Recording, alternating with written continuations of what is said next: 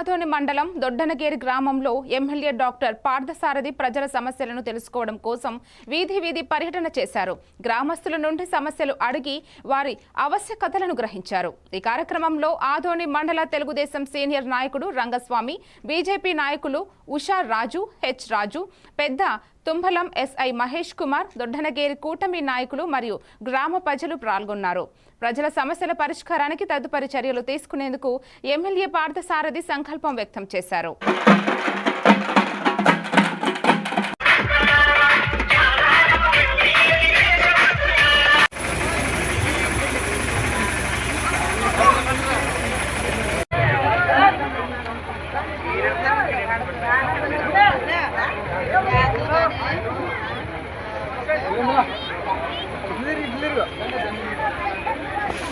Side నుంచి అన్న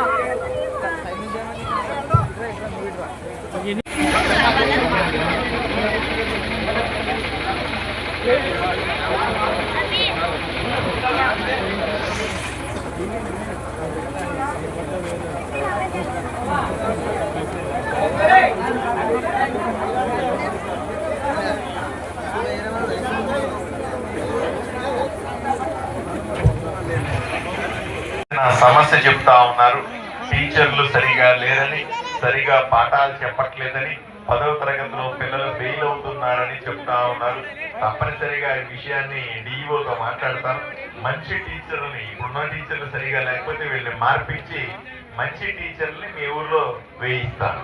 okay,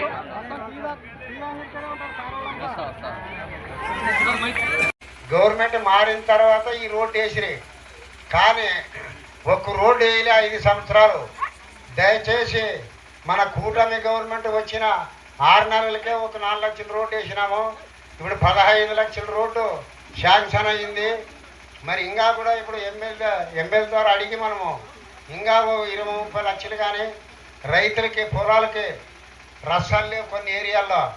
ఆ రసాలు కూడా శాంక్షన్ చేసి ఎన్ఆర్జీఎస్ కింద ఆ రసాలు ఇంతకుముందు చూసినారు మీరు. గాడి తోలు